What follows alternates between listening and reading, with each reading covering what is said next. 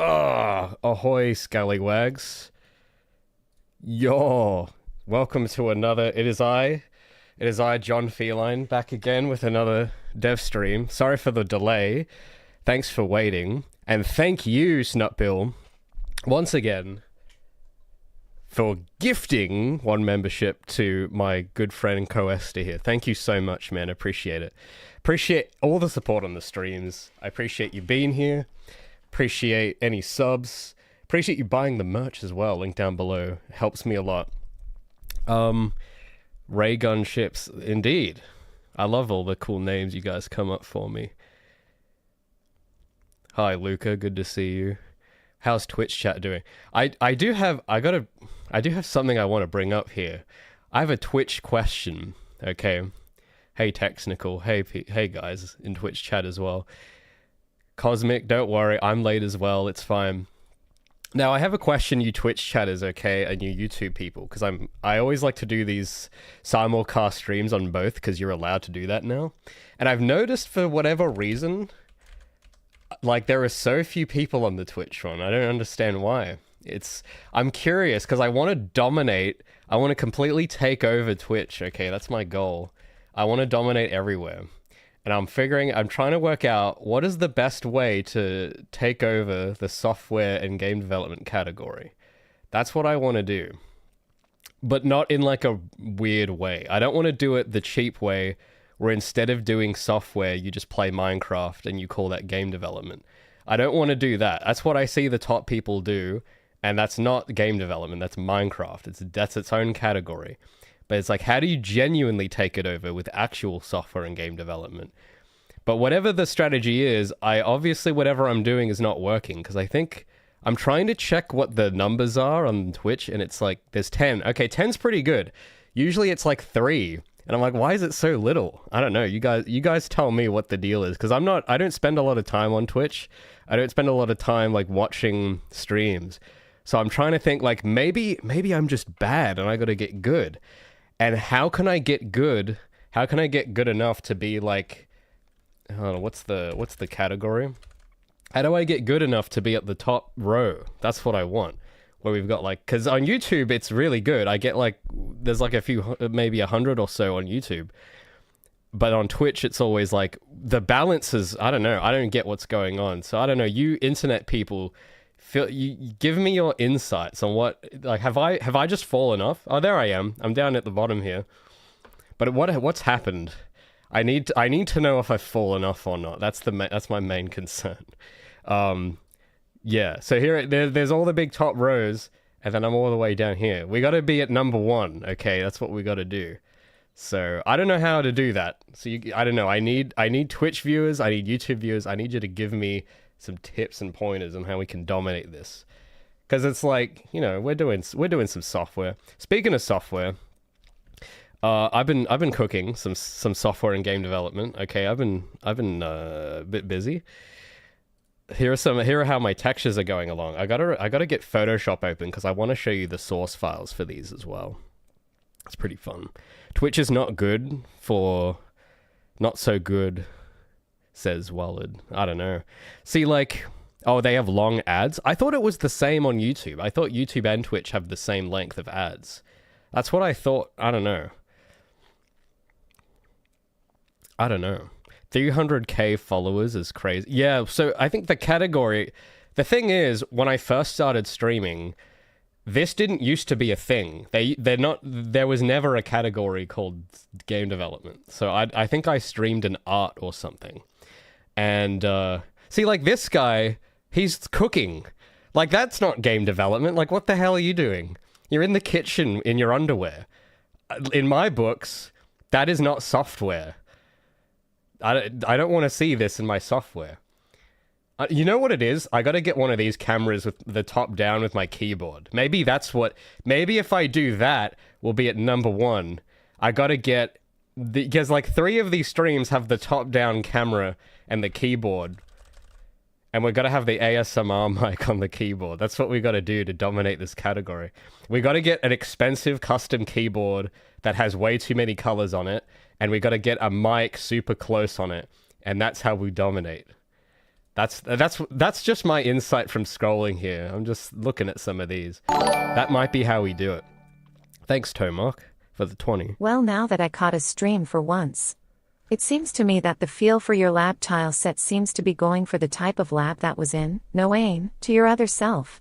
But maybe that's just me. I have never heard of that. I have to look that up now. But thank you. Thanks so much for the 20, man. I appreciate that. What is this? Ooh. Hold on a minute. Let me just organize my windows here. Let's have a look. 2005. Okay, that's how we know that we're onto something here. It's actually from the mid-2000s. That's fantastic. Okay, I've never heard of this, but the aesthetic looks cool. Is there like a background wallpaper? I don't know. Is there like a screenshot that isn't the box cover for the show? I guess you can't type in screenshot and anime. Oh, I guess we got some here. That's pretty cool. Impy, thanks so much. Oh, thanks. Oh, sorry, I misread it. It's not Impy. It's Imp Sleepy Strings. My bad, sorry. But I'm going to call you Impy for short now. I hope that's acceptable. Hey, man. Thanks so much for the support. You should look up Divine Gate. Twitch user got a long time to wait. I don't know what that means. Is there some problem on the Twitch side? Is there a stream? Almost at 20? Hell yeah, guys. Thanks so much for the support. That's awesome. See, like, because part of me is not sure whether to give up on one of those or not. Or is like, should I just go all in on YouTube and cultivate there, or should I be everywhere? Because I know some people are everywhere. Some people only focus on one. But man, these gradients on this background, dude. Oh my goodness. You were right. I love how it has the frickin' what is this called? Like the interlace banding going on this picture.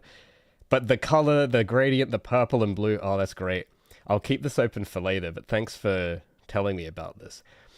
Speaking of animate, well, because I've been working more on this other video lately as well, and I'll quickly just describe that while I open some of these textures. So I've been working on my trims and my walls and everything, but with anime stuff, because I'm still working on the video for Gabi's model, which is like a huge deep dive into the anime art style, and it's hard to find examples of what I'm looking for, because I think a lot of people assume that I'm some kind of like otaku anime fan or something, but I'm actually not, which is, I feel like I'm gonna have a tough time trying to explain like things and get reference for my video, because I just love the art style. I think the art style is so cool. But I mean, even that show, what was it called? Whatever this is, like this looks cool, but I don't feel like it would be the kind of thing I would watch for entertainment, if you know what I mean. Like, I don't know, because I feel like culturally the genre of anime is like very different to my taste in terms of the subject matter, the plots, and the characters. But the art is sick. So, like, I don't know, for me, my dream show would be a show with, like, a Western spin or something that appeals to the white guy that is in this style. That would kind of be my jam. But I don't know, there's something about just, it's probably a cultural difference, because I'm not really that familiar with Japanese culture besides the fact that they work a lot, and that I respect. That's really cool, but there's not much else I have common ground with there. So I don't know, but yeah, I was trying to go out and look yesterday for anime. I needed to get footage of a shelf with anime on it, and it's like crazy how it's like, man, I really should know these, but I don't. So I don't know, maybe that's, I gotta give myself more homework to watch more anime or something. But yeah, but the style is, I don't know, I just really love the style. There was one more texture I had to get open, I think. The floor. Hold on, let me actually just open I gotta open the actual folder for it, and I'll show you all these textures I've been cooking. So this is the new wall. I just gotta find my textures folder. Material library, lab. So here's all my textures here. so I'm going to get the old and the new. You know what? I'm just going to close all these and open them again in order, so I know which one's what. So we got the old floor, the new floor, the roof, which I need to redo that, the trim, the second trim, the wall, and the other wall. Okay, that's all of the textures so far. There's plenty out there that do that. Depends on the show, says Sindergate. Yeah, there's maybe like 2 that I've heard of that I like, that I've watched. And I think it was like Death Note, Code Geass, and Bakugan. Those are sort of the ones I've watched and enjoyed. And I think part of the reason is probably, at least as far as Bakugan, is that I think it was deliberately made for Americans. So that's probably why I thought it was sick. But it's also for 10-year-olds. So I don't think I would enjoy it anymore if I was to go back and watch it. But I don't know, there's a certain... I can't describe it. I'm trying to figure out how to explain it. Because it might be because I've made a lot of progress on the beginning of my video because the whole video is about modeling, but it's not really about modeling though. That's the thing, is that it's the story of me making Gabi's model, but there's a bit more. There's a challenge there where it's like I don't want it to just be a tutorial, because it's not meant to be a tutorial, because I genuinely think you can't teach this stuff. I'm of the opinion this stuff, you can't really teach it. You just have to do it, and it'll come to you, sort of thing. And tutorials, it's not really my business, I don't think, to make tutorials. But I want to tell the story of how I made Gabi's model and stuff. And part of that is like sort of explaining why I'm obsessed with anime so much. Because I think I figured out why, as I was making Gabi. I was like, oh, this is why I was drawn to the style when I was 10. And it kind of comes down to the way it's made, where it's like they I don't know how to explain it that well, but it's like the way they choose to simplify detail and all this stuff. It's like very much I learnt a lot about what I like through that, and that's very me, in my opinion, like the sharp line work and everything. So anyway, that's a whole tangent we'll get onto in a bit later, but I want to show you these textures because I've been struggling a bit the last couple of weeks to hand paint my own textures for this environment I'm doing. And last week, I'll show you a before and after. So this was last week. This is what, can I get rid of these bars? Can I get rid of this? Yeah, thank you. So this was how it was looking last week. And because I want the entire game to look like a 2000s anime. And there's a lot of stuff we've tried out. Should I show the old... I'll show the old environment again for those that might not have seen it. Let me just minimize Photoshop. There's been a long journey, so to speak, to try and get to this point where I've got an environment that people look at and go, oh, I can't tell if this is from a TV show or not. Why do I want it to give you that reaction? Well, in short, because it would be sick. That's it. It would be sick if that was the case. And you know, you want to leave a cool impression on people. And there's sort of a whole topic in there I want to bring up at some point about whether graphics matter. I have a bit of a nuanced opinion on that, but maybe I'll save that for its own video. But in short, graphics matter to a point. They leave an impression on the player, and that's a huge thing that a lot of indie games that I've noticed don't do very well, where they leave a very mediocre impression and then they don't sell because they don't impress me. And it's a very competitive scene.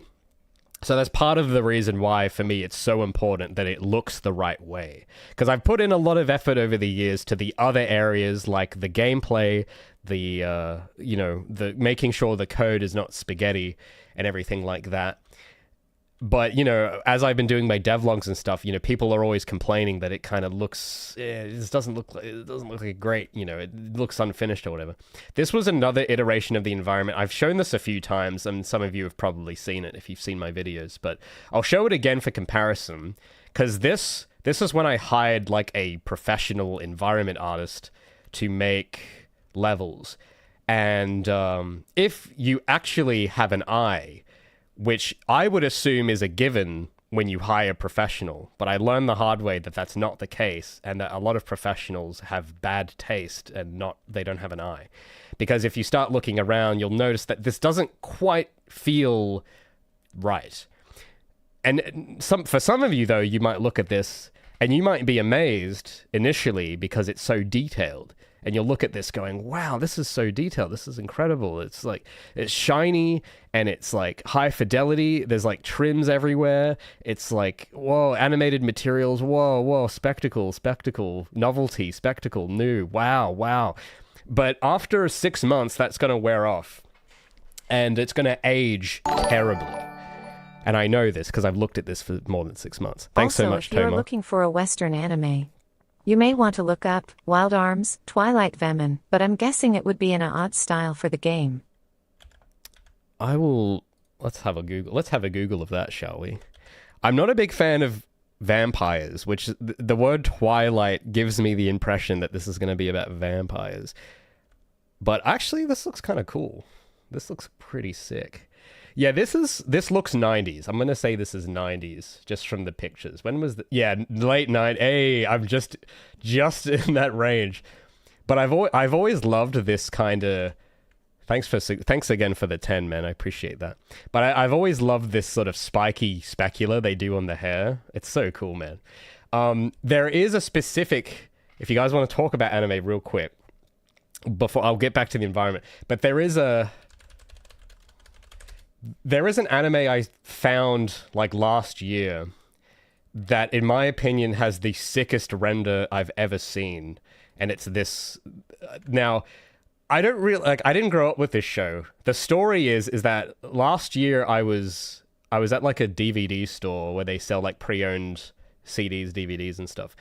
And I saw this sitting on the shelf. Actually, this story I'm going to tell is basically the reason why I care about this style and nailing it in my game.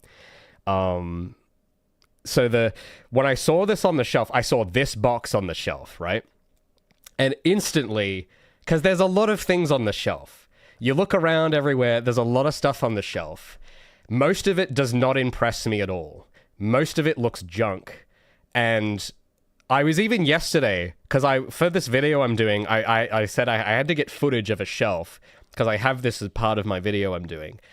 Because leaving a good impression is so important. And that's what I love about certain covers in this style, is that they leave a very striking impression like this. Like this to me, because I bought this instantly. I didn't hesitate at all. I had no idea what it was. I had no idea what it was about. But just the confidence that the main character's pose exudes sold me on it. Even though I had no idea what it was about. Just the color choice, the sick pose, the weighted line work. It just drew me in immediately. And it's like, well, that's the spell you need to cast for me to buy something. So that's kind of what I came away with there. And it's like, I want to cast this spell on other people, because that'd be so cool. If I'm gonna impose my time on people with a video game, if I'm gonna demand customers waste their life playing my video game, I better make it worth it for them, right? I better make it something they remember. Not just something to waste their time on, right? I want to make it something that they think back on in 20 years and think, man, that was a fun game.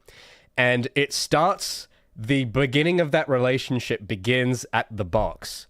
Now, back in the physical media days, that was more true. Nowadays, it's still kind of true, but on Steam or digital, whatever, where it starts with the Steam banner image instead. But it's the same kind of concept, right? And when you see something like this, man, I don't know how to explain it, but my brain just went, that's sick. And it's like, that's the reaction you got to elicit from people. Everything about it has to give you that's sick reaction. And it's, I don't know, man. It's so freaking cool. So as you've probably seen, I put in a lot of effort in Gabi's render to give it a similar attitude to this cover I saw. So, you know, Gabi is a different character to this guy, of course. But there's a certain when you look at their eyes, I don't know, like there's a certain like youthful vitality I want there to be that I've tried to kind of put in Gabi as well. So that's kind of where part of the inspiration for the color choice for my one was based on this, because it just leaves such a striking burned image in my brain, and it makes me want to buy it immediately. So that's the, you know, if you don't care about, if you're one of these programmer type people that only cares about gameplay, that's fine, but you never win this transaction. If you're the guy that's like, graphics don't matter actually, that's fine, and you can program the perfect game and it'll be like mechanically balanced and perfect, but you don't win this transaction where someone has to know they want it before they see it. You never win that unless you care about leaving an impression, and most humans are visual creatures. You have to do it visually most of the time, unless you have some superior way of doing it where you don't need visuals, but I don't see that a lot. Most of the time it's with visuals, because humans, most of your brain's processing power is designed for sight, and we have the most advanced like visuals. Like, you know, I don't have to explain that. We see the most, like, we notice the most things through seeing, right? So that to me is why that is important. And to circle this back to the environments, because for me, here's the thing, here's the next stage of the transaction. You get the box cover, it sells you, but then you put in the game, and most of the time, at least in my experience when I was shopping around for games when I was a kid, most of the time, it doesn't live up to the promise. Because they have some cool, slick illustrator do the cover, but then they don't have like an art team on the actual game or something, and it doesn't actually look like the game.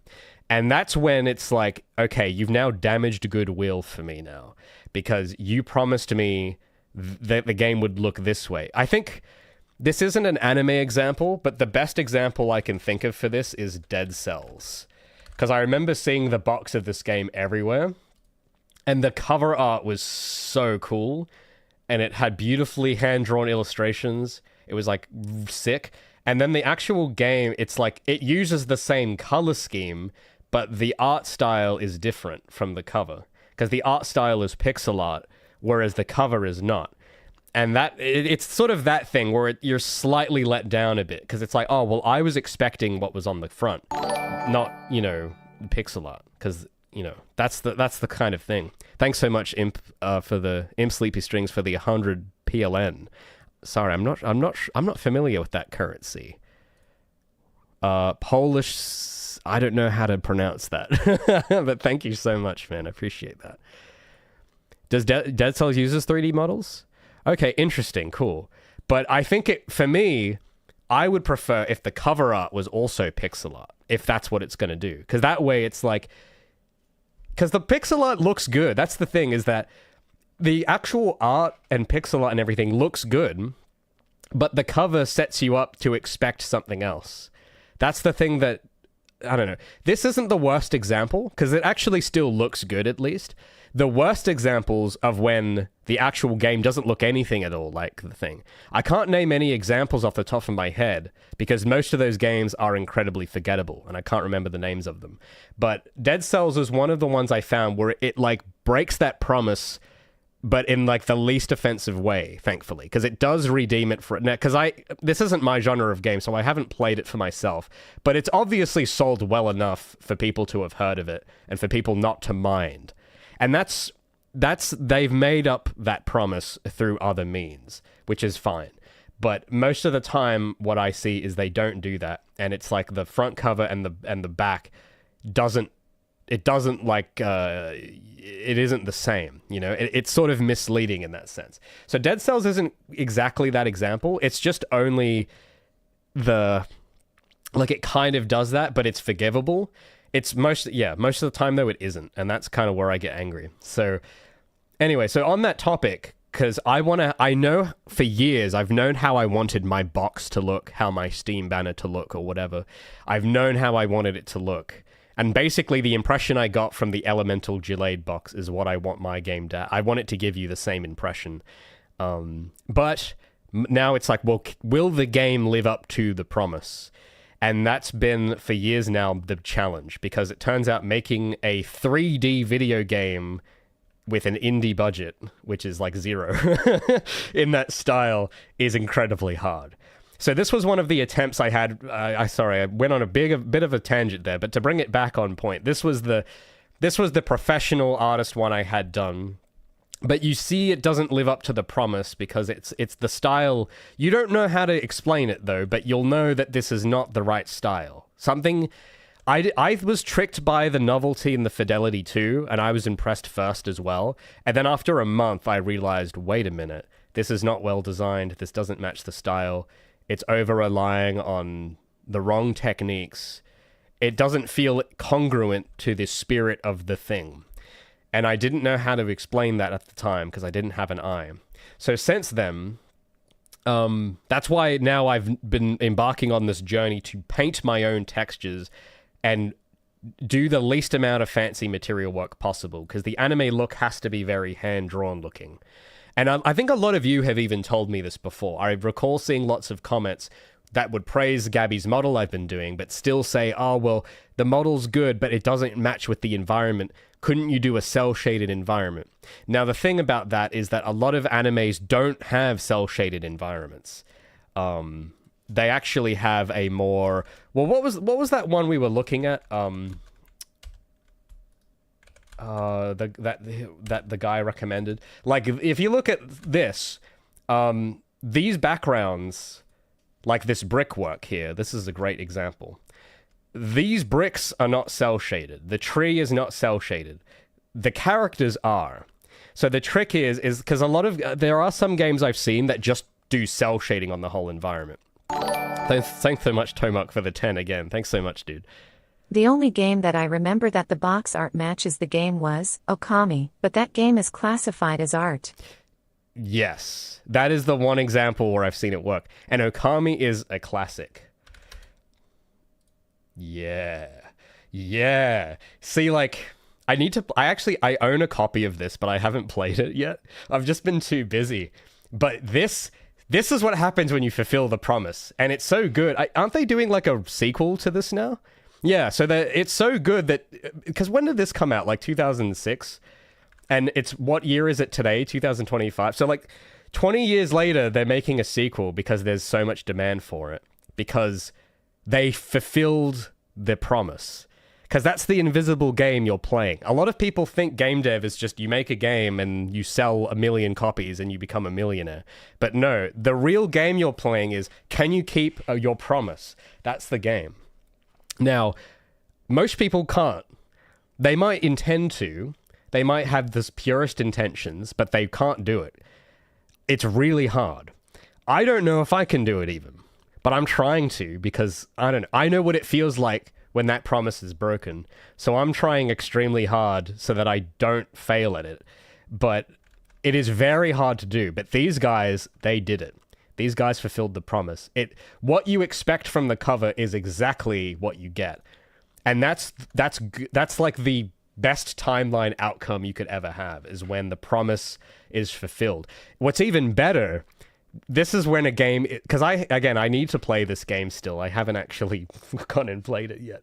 But the best timeline version is when you exceed the promise. Those games are rewarded very well when they make a promise with their aesthetics and their cover and their trailers and go on to exceed any expectations. That is when you have a sure success every time that happens. But that does not happen every time. That happens very rarely because, again, it is technically and financially and a bunch of other reasons extremely hard.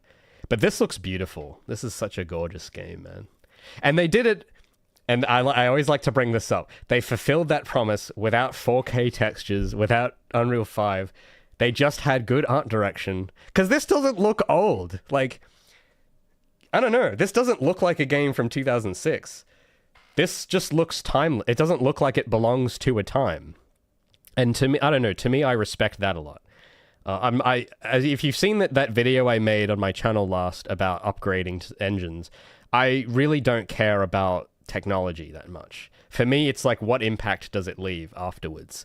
And the technology stops being cool after a while. But this will never stop being cool, stuff like this. The beautiful lined color choice, everything. It's just, oh, it's gorgeous. It's beautiful. So yeah, basically what I'm trying to do is my version of that, but matching the anime aesthetic. So I learned that you can't do it through these means where you have like photo bashed textures, marketplace material. Like you can't do it because you're not controlling enough. You're less in control of the outcome, so you can't get the look. So I'll show you how those new textures are looking with the lighting on right now. This is sort of how it's shaping up, because the before and after for the actual the unlit textures, this is how it was looking. So this was last week of me trying to hand paint these, and this is this week, which I'm very happy about. I think I finally nailed the style for this environment that I've been trying to get this whole time. Now, it looks a bit bland in Trench Broom, of course. It looks a little bland, but in Unreal, I've just quickly swapped the textures out and adjusted the lighting a bit to get a better idea on how it would look with dark and shadow and light. Because Trench Broom, it doesn't have... You can't see real-time lights in Trench Broom, so... but yeah, for the textures, it's been an interesting procedure this week of... I've kind of redone all of them again, but it's the version I'm more happy with. I still need to finish the trims and for the details, but in terms of the base stuff, like the walls, the floor, and everything, I'm a lot happier with it now. And it looks more futurism. That's the previously it didn't look futuristic enough, but now, like, look at this. Check this out, guys. Look at those chrome trims. Look at that. Now, some of you might be looking at this and thinking, Raymond, why is everything chrome? And to that I say, everything's chrome in the future. To quote my good friend SpongeBob, because SpongeBob was right. In the future, everything is chrome. So I basically took inspiration from that SpongeBob episode where Squidward gets sent to the future. And I thought, yeah, let's get a bit of that in there. Let's get a bit of chrome. And, it has Goho says it has the Y2K vibe. Yeah. Well, that's what I was aiming for, right? I was like, I got to make this look as Y2K as possible because it looks sick. Okay. I want to do that for this environment. The goal is it should feel like a clinically ambiguous environment where it's like you're in this facility because the lore of it is you're in this facility. It's doing genetic stuff, but you don't really know what they're up to. You're not meant to know what they're up to. It's supposed to feel kind of ominous, but it's supposed to feel like it's trying to calm you with its sleekness, but it's insincere. You know, like when you go to a dentist's office and they'll have pictures of fish and stuff to like... Because that isn't an accident that they do that. They do that so that you have something to distract yourself and you're calm and not freaking out. And I wanted to kind of give you that same impression with the color choice here and just the texture of everything, is that it should feel spotless and clean, well looked after, to try to make you feel comfortable, but you're still not comfortable and you can't put your finger on why. Like you feel like you need to get out of here. And that's kind of the objective of the level. And I don't know, the previous version I just showed a minute ago with the marketplace textures, it just wasn't doing it, man. Like none of you gave any cool compliments on it. All you said was, wow, it looks so detailed. But that to me is not a high quality compliment. It has to look better than detailed. It has to look sick, which is not the same as it being detailed. The reason I bring that up is because I think a lot of people do confuse fidelity and quality. And to give you an idea, all of these textures, by the way, are like, the biggest one is like 512 by 512. None of these even reach 1K size.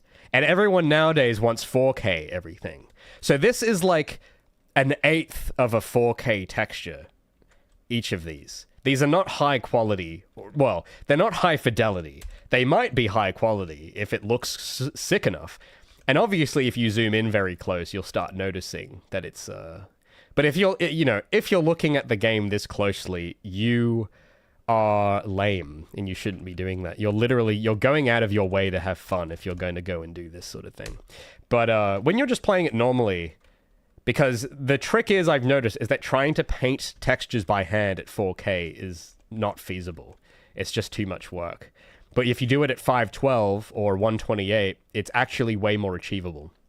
So to bring up the Photoshop files again, like all of like this texture here for the floor tiles, how big is this? 256. I could probably even make that smaller. I could half that and it probably you wouldn't notice. And the biggest one is the wall. And I think this might be a bit too big even. I might shrink this down. This is 512. This is the biggest texture. And if I zoom it at 100%, that's how big it is at 100% zoom. It's like barely taking up any space on my screen. And this was the old wall, by the way. And this is what I mean by... So I think this is sort of representative of the progress I've been able to make with the textures here. Is that I think last week the shape language was too... It didn't have character. Like I was figuring out tone and color and value and figuring out how to shade the right color. What things should I be making dark and light? What should I be drawing your attention to? Because that all matters. It all creates an impression. But what I didn't quite focus on was the actual detail and the shape. And I think this is now where I've got it more nailed.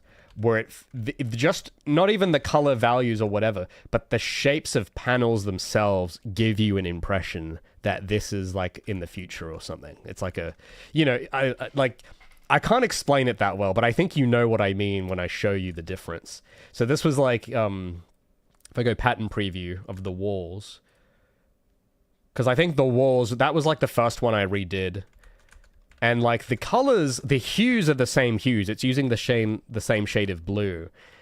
But just by this, because, you know, this feels more contemporary. Like this wall feels more like you could see this wall in 1999 in a real life setting. Like you would picture, a wall would actually look like this somewhere with the square panels.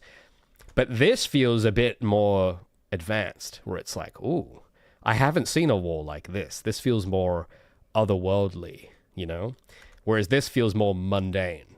So this is kind of where detail starts to matter. Because the thing I did with these is deliberately, I didn't worry about detail yet. I was just trying to think only of colors, shades, and that's it.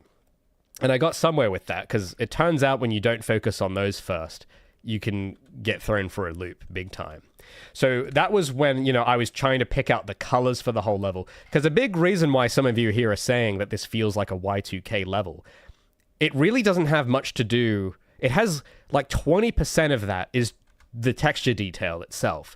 But 80% of that reaction is the color choice. So the purple fog, the blue cold hues, and the sharp high contrast shadows. That's part of what's giving you that feeling. If I turn all the lighting off and you just look at the textures, you'll still get that. But if I made all of these orange or cyan or yellow, it would give you a different vibe completely.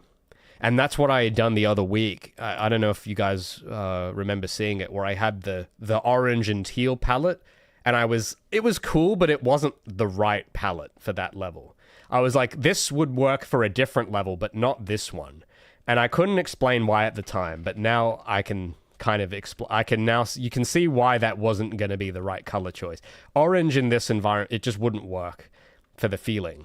It would make it feel too warm and tropical, where it's meant to feel you're meant to feel freezing when you look at this.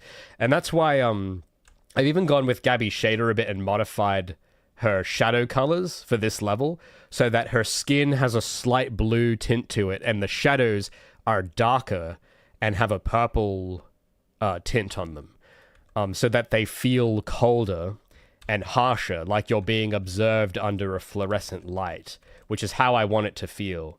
Like I want you, when you run through these corridors, that you're being observed.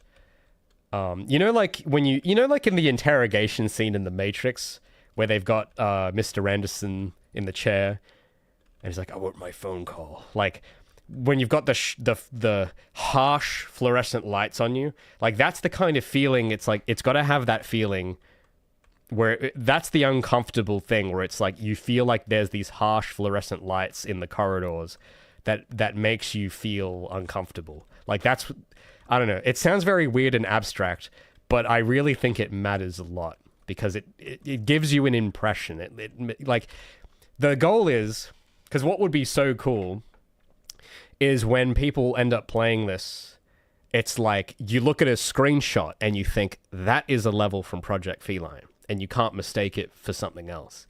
That is ultimately, I think, the goal or the noblest of goals of any artist that cares about aesthetics or anything. The goal should be to be recognized and you look at it and go, oh, I know what game that's from, which I think the previous version of this environment didn't have. It didn't have any...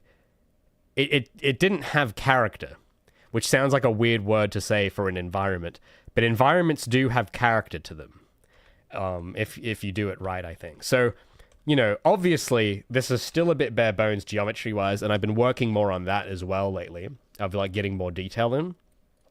But I think now that I've got the texture style nailed, of like this, the shapes, like, and the key ingredients to these shapes, by the way, the reason this looks a bit more coherent than last week is because there's a rule I'm sort of soft putting on myself where, you know, panels all must have diagonal corners.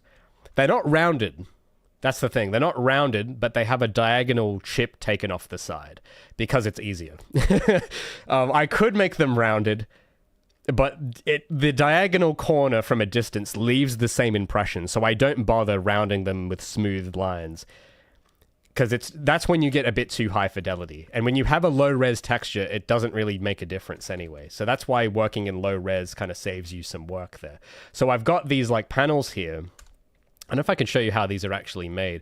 Because making these was really fun. Because these are all made with just the rectangle tool. I didn't even really paint that much. Like if I turn off all the lighting effects, the actual wall is not that complicated. Like it's made up of like a few panels that are just using the rectangle tool. Like that I literally went in with the pen tool and just placed these vertexes like this. And I just placed them on the pixel grid. So it keeps them aligned like this. So I just placed them. I'm like, okay, staying on the grid here and not doing anything fancy. What things can I do to the shape of this tile to make it feel sci-fi, or not too sci-fi, but laboratory-esque and Y2K-esque mixed in the same. Like, what can I do to make this more like a techno-utopia lab type situation? And I thought, well, I'll add this little indent to the wall, like these little things. That you know, just that little detail. It takes like 2 seconds to do. You just add some vertices, pull them down, boom. And then you just, you know, do the same on the corners and the bottom. And then you just add like bevel, which that's literally where the rim lighting for this panel. If you take the bevel off, it's literally the most boring looking shape. It looks so basic, doesn't it? But you add some bevel to it in Photoshop, literally just with like the bezel. That's all you need. I literally just do that. Add a few more of these. Different shades and colors using the system I came up with last week to pick shades, where I'm using I think it's the OK lab color space. So I'm using like shades of the same hue.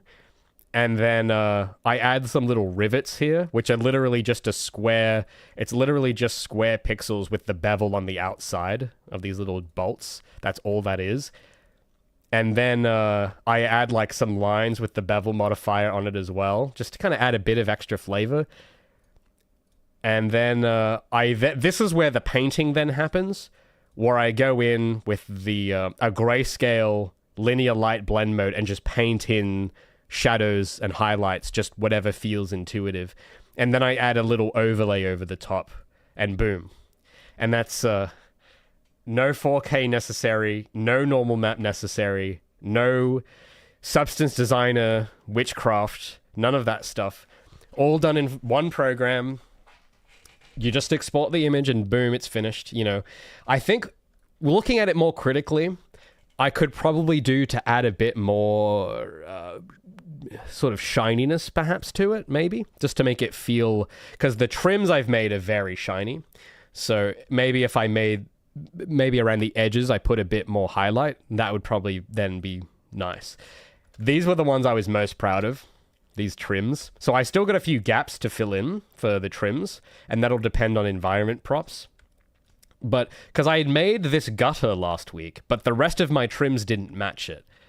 And I really liked this gutter, and I was like, man, I like this, but the rest of the textures aren't working. So I don't know if I've got previous versions of the. I'll go at a layer at a time.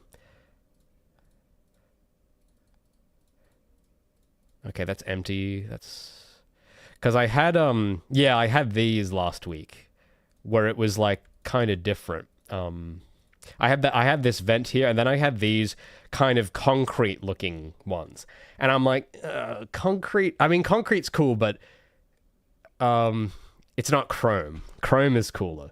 So I'm gonna repaint these in like a cool chrome texture, and this is what I ended up doing. And I don't know, to me it looks way more sick. So and these are very basic too. I've literally made with the shape tool as well, pretty much. Like this, I've got some like dodge and burn and some shading to get this sort of shininess to it. I didn't need some kind of PBR specular map for it either. I don't know if is it going to let me select the... Because yeah, sometimes I can't select the vertices with the pen tool for some reason. I don't know why that is.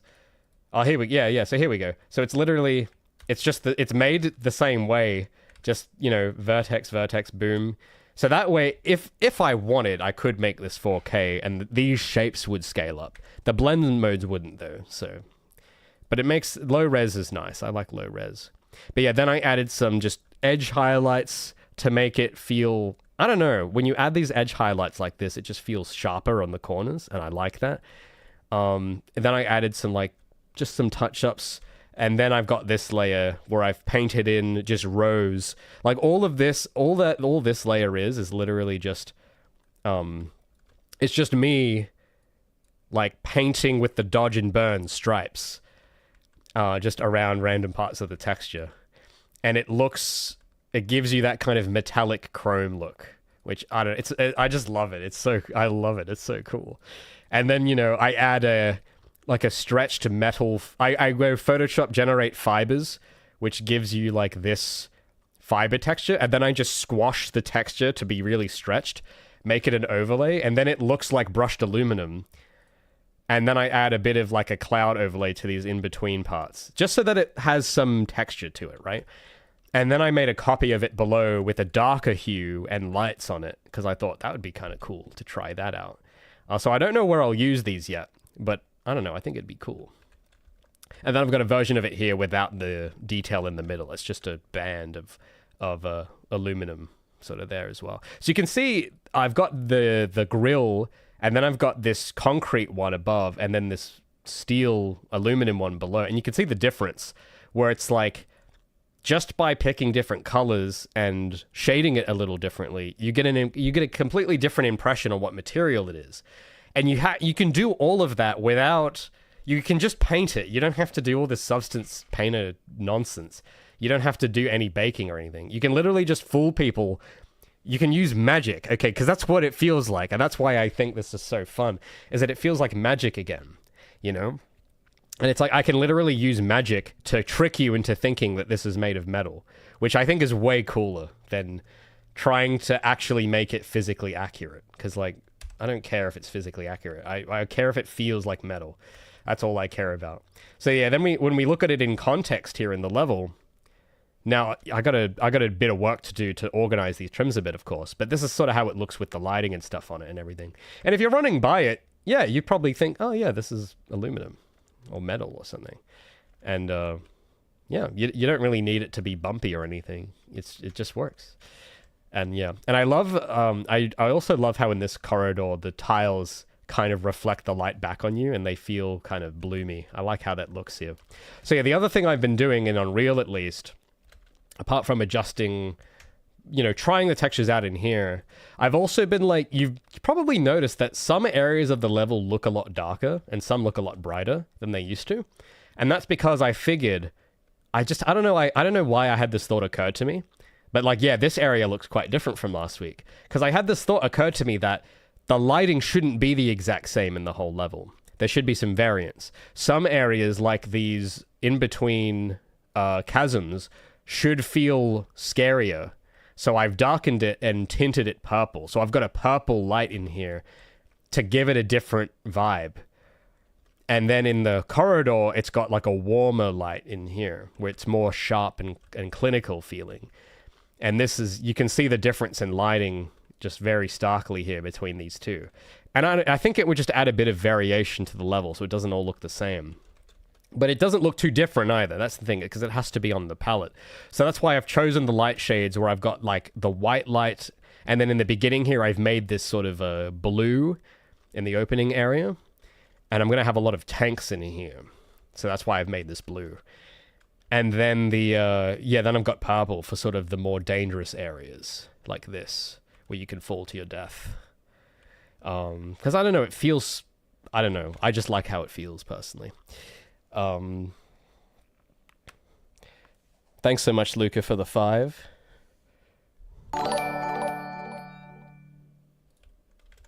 It's looking pretty nice, but the lower trim with cyan light look kinda dark with the baked lightning. I agree. Part of the reason that is because I don't have an emissive texture on this yet.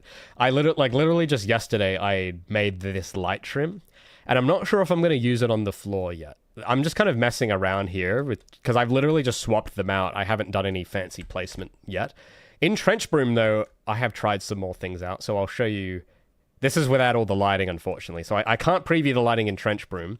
But to show you an experiment I was doing, I made this little test room with these new trims to just get an idea of how I could use these when I go in to redo the rest of the level. And in this little room, this is sort of what I'm thinking to use these for. So I've put these lights on the roof instead, and I think maybe that will be what I do. But when I do import them, I'm going to need to paint some kind of emissive texture that masks this area out so that in Unreal, because Unreal does have support for emissive, in the Quake workflow, they use full bright colors for this sort of thing. But Unreal isn't constrained by the same things. So I know how to do emissives in Unreal. I just haven't made a separate mask for that yet. So the plan would be to add like an emissive mask and an emissive slot to the material so that it will actually bloom when you look at it, and to actually place lights accordingly to it. But yeah, I think I might put them on the roof, but I haven't quite made up my mind yet on what I'll end up doing. But yeah, you guys tell me how you think this room looks. This is just me experimenting with the trims and playing with them so that I get a sense of what I can use them for, what I should use them for, and just to get a sense of how it should look before I go on and remesh everything. So I've tried a little bit of variations on the floor with these vents, and I've used like half of the trim as like a railing sort of thing here. I've got the floor tiles just in these rows, and then I've got this little room just to kind of test how, because I've made these diagonal, and I don't know if I'll keep it that way, but I thought, oh, what if I made the floor trims at an angle like this? And I've sort of just been trying, how will that work on corners? Is that going to cause some kind of problem or something? But so far it seems okay. So I might leave it maybe something like this. So I don't know, you guys tell me what you reckon. Raymond using modern graphics. Oh, I know. I'm going to use it. I'm going to make one exception. Oh no. Well, the thing is, because I don't really know how, because I have to like translate this from Trench Broom to Unreal. And I don't know how that's going to work with the way that Quake treats Fulbright. I don't really get how it works. So, but I know how Unreal likes doing it, and as long as I only do what I need it to do and nothing else, it will be fine. So all I need it to do is make like some kind of mask, plug it into emissive. That's it. It's not going to do anything weird that Unreal normally likes to do. It's not going to do anything like that because I'm keeping it on a tight leash. But that's probably the one case I would use emissive is for this. But that's an intentional, deliberate choice. That's the idea. Thanks, Patrick. You'd add more neon, says Jaheim. I think I want to be conservative with the neon. I only, like, even for this, I've contemplated whether I might make another set of trims that have like a fluorescent light texture on them and maybe put those on the ceiling or something. Because the thing I got to start thinking about as well is light fixtures and things like that. Like for instance, I don't know, we can give this a quick try. If I take the roof here, because it's like where you put these is going to affect the mood of the level a lot, right? So if I take this and try to put the trim in the middle here, and we'll make this, I've got some of these scaled to half size as well, so we'll make this full size. Because I know that there's a fixture I want to make to put on walls, but I'm not sure how I'm gonna do, like, see if I want to have ceiling lights or not. So I don't know if I do something like this, where instead of having them, like, I could oh no, I don't want to. No, I just want to take these, and I'll offset these to be this instead. And then you have the light sort of at the top like this. So I don't know. I'm just spitballing. I don't know what I'll end up doing with it. Or some kind of, you know how like real fluorescent, because this doesn't feel like a light source, a primary light source. It feels more like decoration. But you know, like for offices, or like the lights in Portal, like this kind of stuff, I might try to make a texture that looks more like this to use for actual the main light source, like this sort of thing. I'm thinking of trying to do something like this as like a roof tile that has this on it, for like a row with lights and then a row with just tiles. So that's the thing I still got to work out with just the roof, like this sort of look, because then you get a nice overhead light. Because I think relying too much on neon strips as detail, because I wanted to have some in there just because it kind of looks cool in moderation, but I've noticed a lot of people go a little overboard with the neon, and I noticed a lot of indie games in particular will do that, where they'll have like even the gap in here will be neon or something, and the entire scene, like every corner has neon on it, and I think that's a bit too much. I don't, you know, I only want it in certain spots.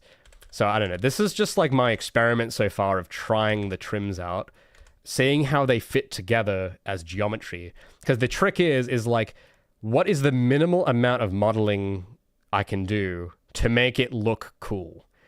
Because the trick here is not going overboard with model detail, because it makes it harder to make levels that way. So a lot of these are just cubes mostly. Like I've got the most detailed thing is probably these little supports. I just thought of making these because I thought, I don't know, I'll just see how it looks. If I add some kind of like support pillars in the corridor, how would that look? And I just used the same trim from the floor here and just made a row, like a loop like this. And I just extruded part of the edge out slightly. And it's pretty simple. But it's like, does it leave a cool impression on you? Does it feel better with or without them, right?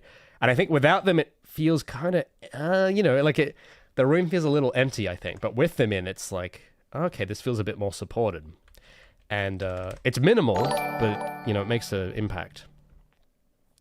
With you deciding to use chrome, would you say that chrome is just new age marble? Thanks, Tomac, for the 10. Look, I don't know. I'm not a real life... I can build these levels in Trenchbrim, but I'm not a real life architect. Not yet. But, I don't know. Is marble used a lot? I don't know. I don't spend a lot of time looking at real buildings. I'm sorry. Because they used marble for, like, old buildings, right? Like Roman buildings or whatever. I gotta look up how... Yeah, like that. I guess, yeah, chrome is the new age this, I reckon. In the past, everything was marble from the looks of it. And in the future, everything is chrome. That's, yeah. Thanks so much for the 10. Appreciate it. I feel like you could extrude a white hexagon from the top of the loops. Oh, yeah. I want to try and keep those square, if possible. I want to reserve anything with curves or hexagons for like special things. So that's why I was doing a bit of Yeah. This is the exciting part here. I was doing some meshing of like props to put in, and it's stuff like this I want to save things like hexagons for, is for details that don't really matter. Well, they do matter, but they aren't essential like to the level design. They're just decorative. So I want to save those. But I guess a light fixture could be decorative, I suppose. But my thought is, could I achieve, for the purpose of a light, could I achieve the same thing with a box? Like, is there a reason it has to be a hexagon? That's sort of the attitude I'm thinking with. So for things like this opening room, for instance, there's a reason why this is curved. And that's because when you enter this room, I want the player, if they're like new and they don't know the movement, the idea, I might want to make this room a bit bigger actually for this purpose, but I want you to have a safe room to just run around in. And because Gabi can run on these walls, on these cylinder walls. So I want you to be able, just to get a feel for the movement, you can literally just run in circles because the entire room is a circle. And you can get your bearings, and you can try jumping on the walls and stuff, and you can like run in a circuit around the walls. That's kind of the reason I've made this circular. So that way you just, it's the most wall run friendly room. It's just a big cylinder because you can't get caught on corners or anything like that. And then as for these props, like these test tubes, I need to get a nice texture for the middle part still. I haven't made a texture for the fluid yet, but I'm going to have a lot of these in the level, and these can't really, like, those won't look good as boxes. Those have to be cylinders so that you know functionally what it's for. So that's why these are kind of, I've put in the effort to make these curved. Because in Trench Broom, it is a lot of effort to make things cylinders, because it doesn't want you doing that all the time. It encourages you to use boxes as much as you can. So for anything that isn't that important, I'm just doing boxes only for the most part. So that's sort of how it's shaping up. So here's me again trying on the floor, trying these, but I don't think I really like that too much, so I probably am going to change that. But yeah, so here's how, because the idea with this opening room, because the thing I want to try and finish up next is I've started making some props now, and that will help me to fill in the gaps with my trims, because you've probably noticed that my trim is still not finished. I've got some really good contenders in here, but there's ones in the middle, and there's all this empty space, and it's like, well, what do I put there? I don't know. So what I'm doing now is taking a bit of a break from the trims, doing some models, just basic, like literally, you're probably wondering, oh, why doesn't Ray just go in Blender and make the most high fidelity model, whatever? And it's like, no, I'm doing it in Trench Broom because it is harder to make detailed models in Trench Broom, which is good. I like that. It puts deliberate limits on yourself. So I can't make anything complicated, because complicated is the thief of joy. I think that's from a different saying. They say that comparison is the thief of joy, but I would dare say complication is the thief of joy as well. And actually, no, there's a better quote for what I'm trying to say. I think it's another Terry Davis quote. King Terry once said, "An idiot admires complexity, a genius admires simplicity." And that's kind of another objectively correct fact from King Terry that I'm trying to adopt here as well. So that's why any environment prop, anything that isn't a hero asset, I am not modeling in Blender. I'm doing it in Trench Broom. So I've remodeled these computer terminals to be simpler. I did have a previous version of this model that was more complicated, but I'm like, you know what? If I want an impression of a computer terminal, I could do it with less. So I've used my existing trims for like the base, but I need to get some kind of texture that has a keyboard. Like I need to make like a low res keyboard to put here and a screen. So that might go on some kind of texture atlas later. And now that I've got the model for it, I know how big to make the texture for it. So it's one of those things where you can't really make the texture first. You have to make the bones and the skeleton and the geometry first. And then think of like, okay, this model is 1, 2, 3, 4, 5, 6, 7, 8 squares long. So I'll make the texture the exact same grid amount of size in Photoshop. And actually thinking ahead, because this is stuff I have to do still, right? And even when I'm thinking ahead, working with grid like this makes those choices so much simpler too.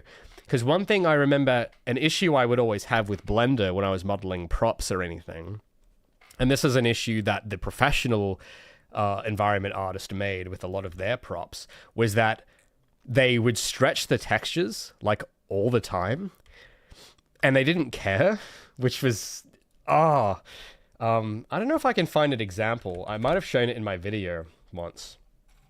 In the video I did about, I don't know if there's an example in here, actually. Maybe this. But he didn't care that the textures were being stretched. Yeah, like on these shipping crates. So I made these textures with logos on them and stuff. To like, and I'm like, yeah, put these on the crates and stuff.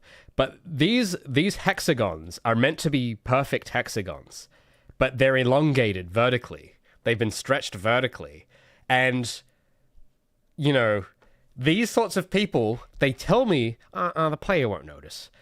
And I'm like, no, shut up. They will notice, okay? Because I can notice it immediately. And it's like, if I can't notice it, then I will believe you. If you tell me players won't notice and I also don't notice, I will believe you. But if you're going to look me in the eye and say they won't notice while I'm literally staring in the face, that's the first thing I notice, then my guy, you are not insightful, you are lazy. That's what that tells me. Like, it's not that hard when you do it the right way to make it not stretched. And this might sound like a weird, like, I don't know, a hyperfixation or something. But I know this is true because every game I've seen, any good game I've seen, does not have this problem. And that's not an accident. It's because the games that are well made are made in such a beautiful way that they never encounter texture stretching as an issue. Or if they do, it is on purpose, which I have seen. I have seen people use trims like this, and if they need something bigger, they'll sketch and scale the texture deliberately, and that's fine. But it's when it's not deliberate like this. Like, there is no reason this should be stretched, and it's like with the way you would do it in Trench Broom, with the way I've planned out my props now, it would actually be harder to stretch them and get it wrong, because the way I would do the texture is because it's all made of grids, so I can like preemptively divide up my texture into a grid the same way the model is built and section off, because I already know in advance how many units wide this screen is and how many, like, I can measure and scale it perfectly in Photoshop. Whereas artists I've worked with before, or even my own stuff I've done before realizing this, I wouldn't know, because I didn't think that way. Because I would think, oh, well, I'll draw the thing, and then I'm hoping that I stretch the UVs in Blender just the right way so that it doesn't look stretched. And it's like, no, that doesn't feel like the right way, man. Like, that's not how it should be done. So if I turn on my grid overlay in Photoshop, which I only recently learned this was a thing, but this is incredible. But if I turn this on and go to grid, it's like you could literally plan out already what, like, maybe on a different texture. I don't know if I'd use the same texture for the computers and stuff, but for these computers, because I'm just using the trim temporarily here for now. But yeah, you can already figure out in advance how to not make it stretched just by measuring it, using the same amount of units and grids here, and boom.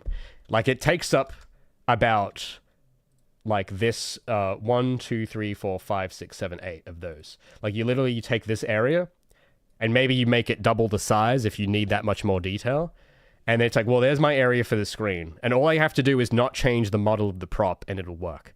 That's kind of the idea. And that's sort of what I've been doing here. So, why is it... Okay, how do I get out of... I don't know how to get out of top-down view. Can I change this to perspective? Sorry, I must have pressed a button. I don't know how to change views. Hello, Trench Broom. Get me back to perspective. What's the button for perspective? I don't like working in orthographic. I never work in orthographic, but I've hit some button that's put it in orthographic. Uh-oh. Hold on, I've lost you guys. Where's chat? You guys will know. You guys always know the answers. So are the grids in Trench Broom, or are those part of the texture? They're in both. That's why this is so brilliant, is that so there was this book I read. I'm just trying to figure out how to get back to... Sorry, it's just really bothering me. How do I get back to perspective view? Get me back. Oh, sorry. This is just really bothering me now. How do I get back? Oh, no, I'm stuck. What's the button I press for... Oh, okay, well, I might be stuck here for a bit. It's not in view options. It should just be like a keybind, right? I don't know. I'm stuck in this camera view now. Can I... Because it's not the same controls as Unreal. So that's how you know I'm still a noob at Trench Broom. I don't know how to change my viewport.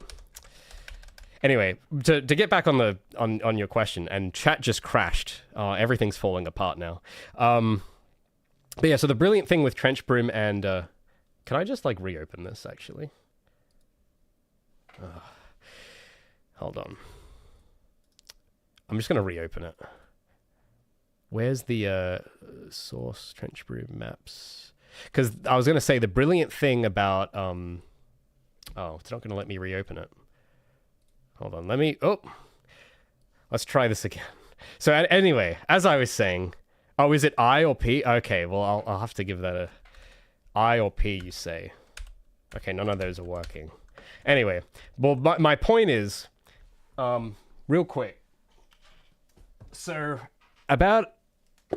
I know, crazy. So a couple months ago, I read this book by Joseph Mueller Brockman called Grid Systems. I'm going to full screen this because this is good. This is quality stuff, okay, guys? And I know what you're thinking. Oh my god, Ray's reading books. Oh, what a boomer. But shut up, okay? This is good stuff. This is like the real stuff, okay? This was written in like the 80s. Let me double check. Let me fact check that real quick. I'm pretty sure it was written in the 1981. Okay, so that's how you know this isn't some online course nonsense. This is high quality material. Okay, and as I was reading this book, it changed my entire way of thinking about everything, about design, because it basically posits that using grids solves a lot of design problems. Now, to be fair, this book is for typography. The intended thing of it is designing type and typesetting, which is actually quite difficult, weirdly enough. I didn't realize it, but a lot of people get that wrong. Like even just laying type on a page, it turns out it's a skill to do that properly and not...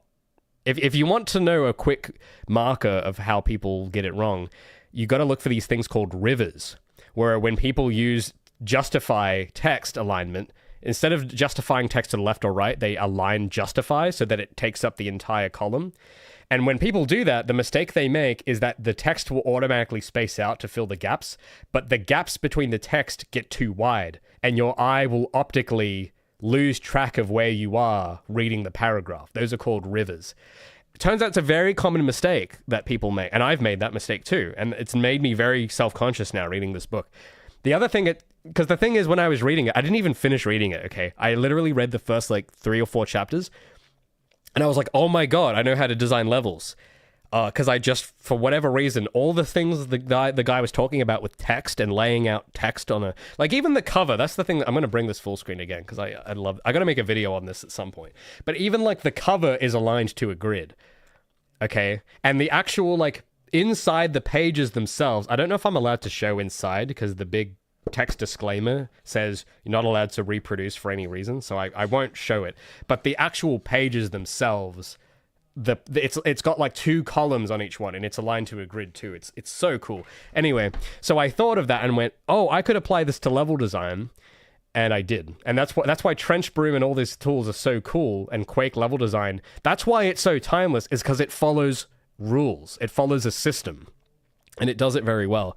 That's kind of what design is. It isn't the fact that it's a grid necessarily. It's that it's following a method of some kind. A lot of people think design is just the aesthetics of oh, I made a cool chrome trim or whatever. That is not design. That's aesthetics, and that's cool. But design is then knowing how it fits together. Anyway, so back to the props and the textures and stuff. The reason why this is so synchronous and cool is because when you look at the way these props and my textures are working, and that's the thing I love about low res textures, is that the lower res your texture is, because any bitmap is a grid. Any picture that's not a vector is a grid. Surprise. Any illustration that you have on your computer right now, any meme you have saved from image flip is a grid. It's just made of pixels. And the cool thing is when you're working at low res, you are more rigidly confined to the grid. And then you can go an extra layer where you can do this, where you add a bigger grid overlay over everything. So you'll notice that my actual trims on the texture are aligned to a grid. And the geometry is aligned to a grid. And that makes it very synchronous. It makes it very easy to work with, so that things just line up perfectly, like every time. Like if I wanted to move like these textures by a few increments or something, like I wanted this edge to reach the edge of the table, I just move it down 2 pixels, and now it's like the exact row is now right on the edge there. Like it's basically 3D pixel art, which is sick. That's why pixel art, I think, I didn't used to appreciate pixel art. I thought it was like kind of lame for the longest time, but I appreciate it a lot more now, actually, because getting pixel art to look good that's kind of when you can't hide behind high fidelity to save you at that point. You have to really know how to make something beautiful to make pixel art appealing. Anyway, so that's why I think this is so cool and synchronous, is that textures, I've been doing my textures to a grid system and the environments to a grid system. And there's probably ways that that is helpful that I can't describe yet, because I haven't reached the end of the story yet. But already it just makes everything flow much better. You can just get stuff out and made and not have to finick around with... Because when I tried making my own static mesh tiles the way you're supposed to do it in Blender before, and it doesn't force these rules. It lets you do whatever you want. But most people, like I was at the time, have no idea what we want. And it's like, you should not be giving those people freedom to do whatever they want, because they have no idea what they want. That's why I like these sorts of systems. And the cool thing about... I've probably said this before, so if I'm repeating myself, I apologize. But the cool thing I liked about old school Quake maps and all that stuff is that they forced these limits on you, so you couldn't do anything but good design, because just technically you know that was the only limits you had. There was technical limitations for it. Now those technical limitations don't exist, so you have to enforce them yourself. But if you were like me and you're a complete newbie and you are not the Messiah or someone, you're not a magical person, you aren't going to know what limits to put on, because you think you want unlimited freedom, but you don't want that. You want limits. So a big part of this journey for me has been finding the right limits and applying them, which didn't used to be a problem in 1999 because the limits were just there as a result of this is running on an Intel Pentium, so you'll have these limits no matter what. Now it's more challenging. You have to know what they are in the first place and adhere to them yourself. It's basically like without training wheels.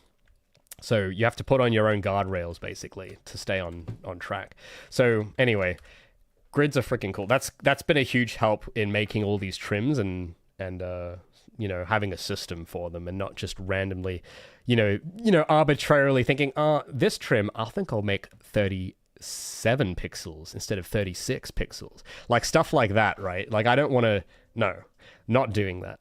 It's got to be, so I've actually measured these to specific sizes so that this is like 16, 16, 16, 32, 32, 32, 32, and then 64. And then I might have a 128 one in here somewhere for like big tiles. And it's all and it's all multiples of 8 or multiples of 2. I think, no, multiples of 8, I think is the correct, where it's like 8, 16, 32. Like, just like the texture resolution, because that's the cool thing, is that the texture resolution is also a multiple of that number. So I don't know, there's something synchronous about that. That's cool. I like it. It's really sick. But yeah. Coesta says, but you are the No, I'm not, okay? And we need to drop this. I know it's a funny joke, but like seriously, I'm not some kind of messiah, okay? I'm not here to start a holy war on graphics. I'm just here to learn their ways, okay? I'm just here to learn how the Quake devs did stuff, and fight beside them. Okay, that's all I want to do. I didn't come to lead a holy war. I'm not good enough for that yet. Maybe once I've done and the game's finished, then maybe I'm like closer to that. But no, there's people way better than me at this stuff. I'm not. No. Abyss Zero looks good. I have not heard of that. I'll have to check that out. Can use a grain filter. You can. Oh, sorry. I misread that. You can gain further efficiency by making the edges of the 9 slice joints. Hold on. Let me reread that. Further efficiency by making the edges of the 9 slice joints between floors and trims. I don't quite understand. I'm reading the message. I don't quite understand what you mean. You might have to elaborate. See, this is why I'm not the Messiah, because this probably is some straightforward thing, but I don't actually understand what you're saying. I'm trying to, because it should make sense to me, okay? This is like, look, I'm stupid, okay? I'm not the Messiah. 9 slice joints. What? Okay, I don't know what a 9 slice joint is. That's my problem. What's a 9 slice joint? Oh dear. What is this? Oh, okay. I think I'm familiar. I've done stuff like this with I think I get what you're saying. I get what you're saying now. I've done stuff like this for UI stuff, like buttons, because Unreal's sprite thing lets you slice stuff like this. Yeah, there actually is something I was reading about on that website I talked about the other week. What was it? Yeah, now don't laugh. It was this 3D art website I stumbled across, and it was called, let me get it open. I gotta open the page and show you so that you don't think I'm making this up. And I'll just check, my desktop is streaming, right? Yes. So, this website, brilliant. I know it looks like a joke, and it's like, oh, attackers will steal your information. But no, like, this is safe. This is completely fine. If you go continue, you will find a delightful resource goldmine of how to texture like a god. And this guy has an article about a similar idea that you just mentioned. And I'll bring it up and show you, because maybe some of you might find this cool as well. This is something I should probably put into practice as well. I haven't done that on my trims yet. But he has this, he's actually changed this slightly.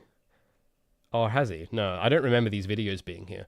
But he's got, what was it called? It was called thirding. That's what he calls it. Thirding textures. This is a cool little guide where he shows, he's like, hey, cut your texture into 3 uneven slices and make the middle repeatable, so that you can like take the middle part of the texture and repeat it infinitely, and then put the top and bottoms, at the top and bottom, so that you can have an infinitely sized grill like this. I mean, it doesn't look off, because you're only putting these transitional bits at the tops, and the middle part is textured seamlessly. That's sort of what he calls it. It sounds like a similar idea to what you're saying with 9 slice joints, like to be able to make tiles bigger and smaller type thing. Yeah, I think I'd have to be careful to not overdo it though. That's for sure. But it does sound cool, because then you can make like walls taller, like you're gonna make a wall tile taller without repeating it, sort of like that.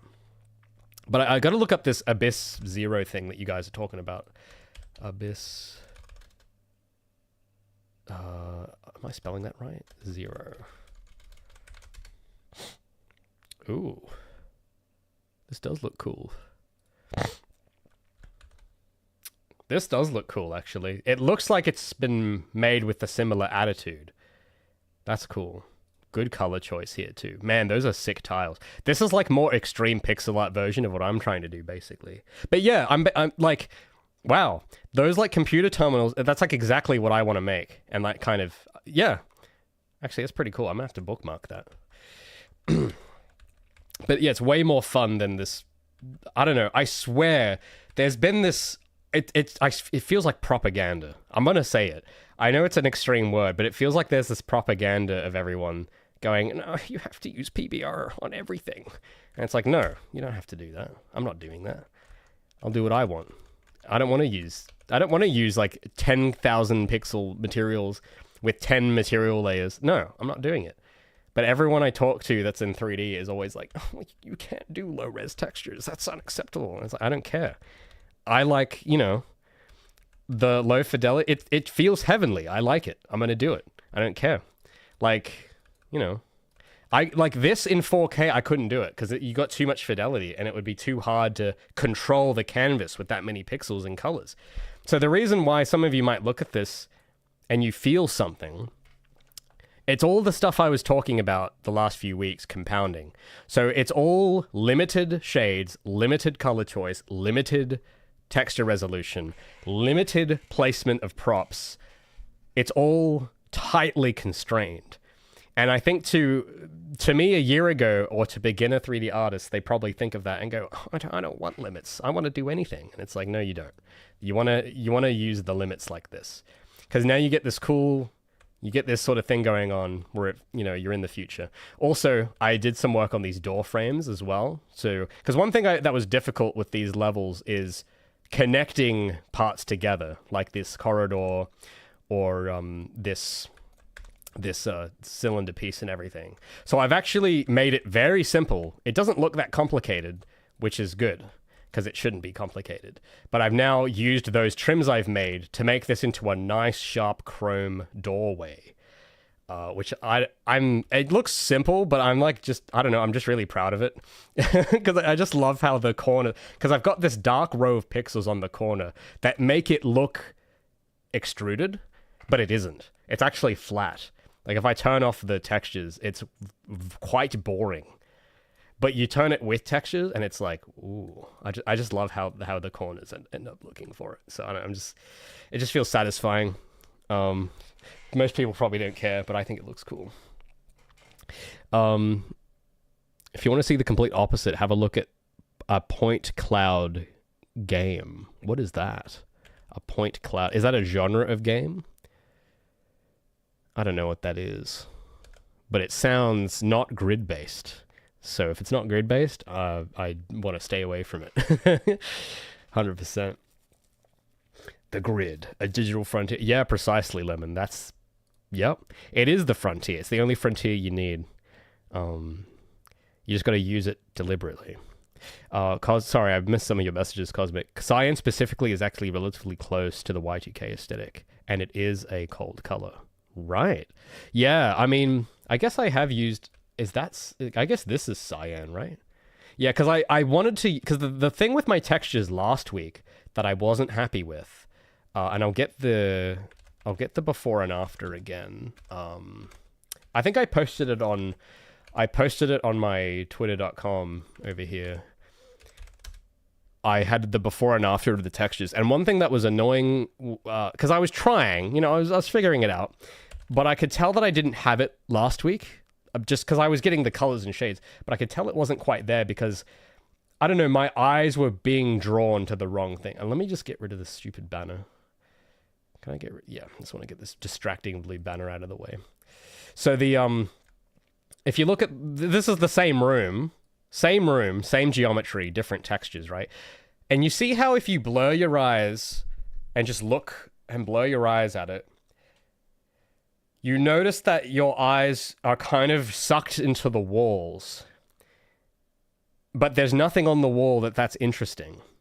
And it feels like, why is my attention being sucked into the walls and there's nothing there to look at, really? Like, it looks, it doesn't feel... It's not the intended outcome I wanted. And the pillars feel too high contrast. And the roof and the floor, it's too high contrast. It's too distracting. And the thing is, I want to achieve a focus of some kind, but not like this.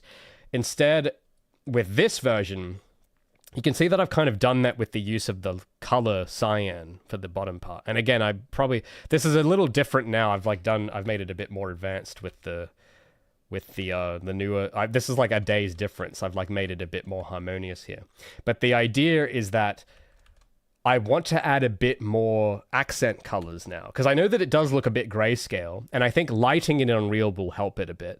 But I want to add some accent colors to the trims, like maybe for the bottoms of the floor, of the wall, sorry, and maybe along the bottom half of the wall, but not anything too high contrast, just something subtle so that it breaks it up a little and it doesn't look too gray.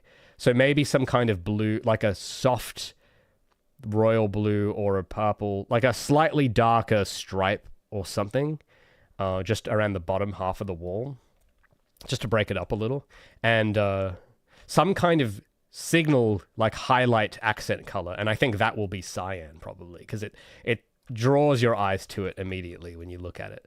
So that's why I'm still not 100% on whether I'll use these trims on this part of on the roofs, because it's like, well, do I want to draw your attention there, or should they go on the bottom? You know, and I'm thinking maybe the bottom, because then if you have like a corridor like this, it could be kind of like runway lights on the sides, and maybe that, you know, that might have an effect that is good for the gameplay. Because the thing is as well, I've been trying to study trim use from different studios, because there's a lot of decisions to make. For instance, I've got this gutter here, and I don't know if this is even necessary. I've got it in here, and it's like, but do I need it? Like, what is this serving? Like, does this serve a purpose, or could I just close it like this? Does it make a huge difference? So the thing I've been trying to just study is how other games use trims and why, and try to get the reasoning. And I've noticed with Sonic games, they have a very interesting method of trim use, or I've tried to kind of emulate it here, where I've noticed in Sonic games, they use trims like a runway, and it feels like lanes on a road. And I don't think that's accidental. I think they do this thing where instead of having like floor tiles like I do, they will go like here, for instance. They'll change this to, like, they'll pick like this or something. And then they have like they have like a texture in the middle. Then, you know, they might have the tiles in the middle like this or something. And it feels like lanes or like a racetrack, right? And my guess, because I look at that and I go, that looks cool, but I don't just want to do it because it looks cool. Because it's more work to break up the floor like this than to just use one material. And it's like, well, that's going to be extra work to add. It's not a lot of extra work, which is good. In Trench Broom, it is quite easy to do, but it's still a bit of extra work. And it's like, well, why bother? And I think the reason the Sonic games do it is that it gives you this subtle hint of which way is forward. That's what I think it is. I think it's like hinting at you, because when you arrange the tiles this way, you suddenly feel like you want to go forward, like parallel to the trims, because that's how you would drive on a road or a racetrack, is that you go parallel. So you wouldn't think to go this way, but if all the trims are pointing this way, it's a hint. It like the level is hinting at you that this is forward. And for me, for this specific corridor, it's very obvious because the walls are there. But if you have a bigger stretch of floor where that isn't so obvious and the walls are a bit further away and you can't see them in the camera, and the entire viewport is just the floor and you don't know which way to go, then if you use trims like this, and again, this is untested, I haven't tried this for myself yet, but my guess is, from what I've seen used in other games, is that it looks like it's there to give you a hint of like, hey buddy, this way.